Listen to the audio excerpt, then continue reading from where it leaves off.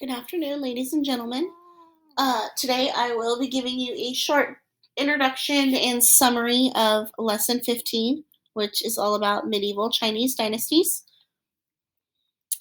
To get us started here, one word we need to understand is that a dynasty is a line of rulers from the same family. So one emperor passes on when he dies, his son becomes the emperor, and his son throughout time. That becomes a dynasty. In China, they used something called the Mandate of Heaven, which gave the emperor the right to rule as long as he or she ruled well. Again, a kind of another name for the divine right of kings, or how we saw in Africa. Again, in here in China, we have these rulers that are claiming that God has given them the right to rule, or in this case, heaven has given them the right to rule. Um, the one way that people understood whether the ruler was ruling well or not is in China, they believed that nature would send signs if he wasn't ruling well, signs like natural disasters or disease. And if those things happened to happen while an emperor was in power, that would definitely jeopardize his dynasty. One of the earlier Chinese dynasties that we cover here in seventh grade is called the Han Dynasty. The Han Dynasty was the first to introduce this idea of a civil service exam.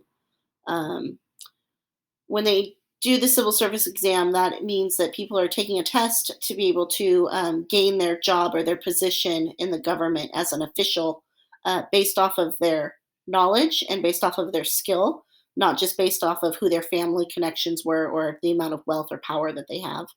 But unfortunately, like often happens in government, the bureaucracy became corrupt.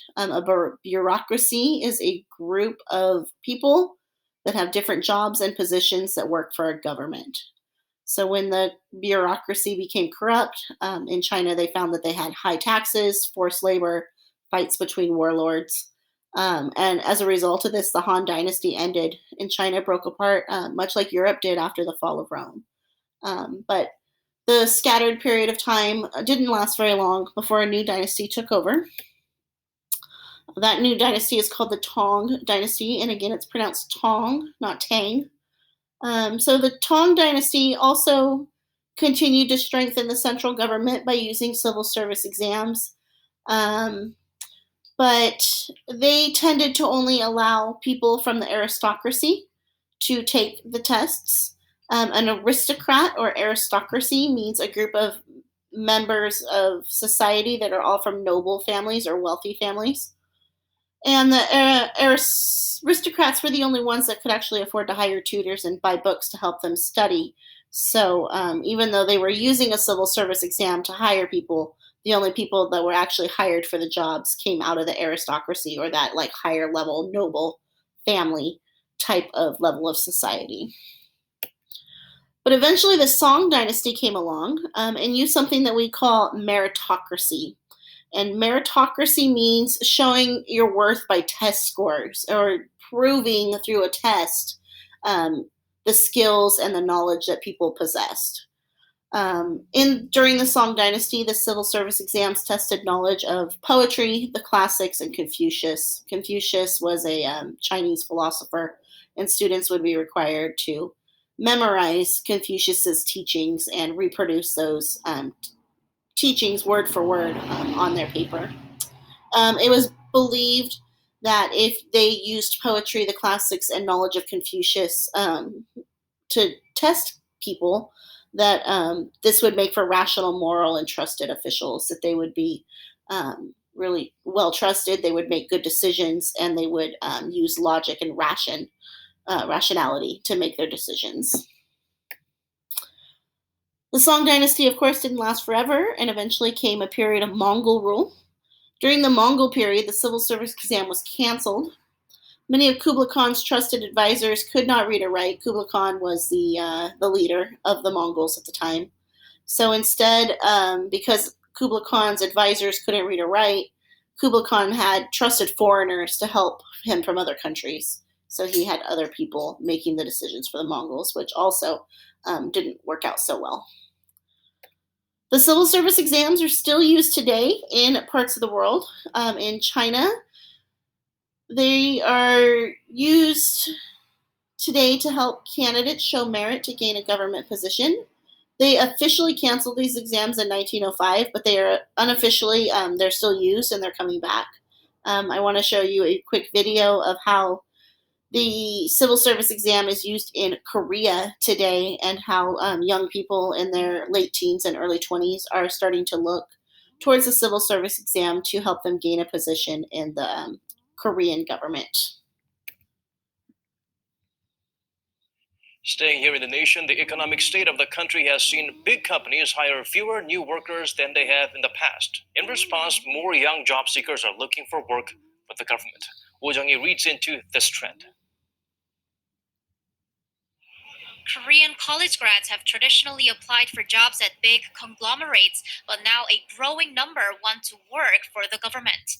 A recent poll by online job search portal Job Korea showed 4 in 10 job seekers in their 20s or 30s have prepared to take the civil service exam.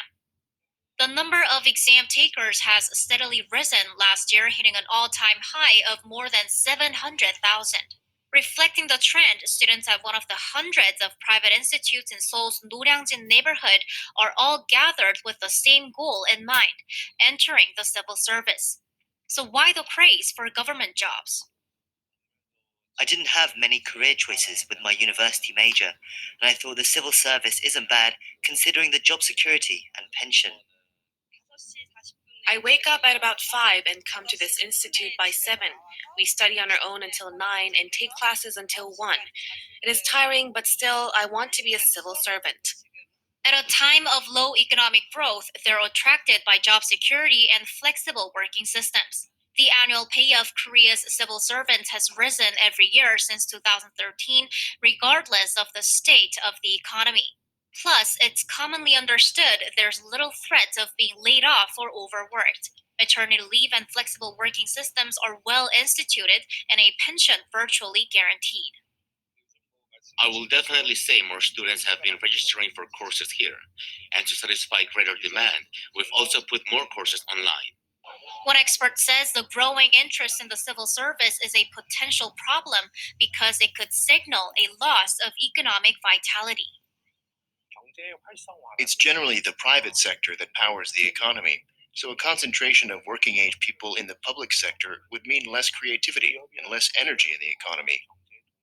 The expert added, while it could be the government's temporary measure to observe the workforce that the private sector has not been able to, the government should also provide incentives to private companies to boost their hiring in order to revitalize the economy and bring about fresh innovation from young people. Woo Jung-hee, Arirang News. Okay. Staying here in the nation, the economic state of the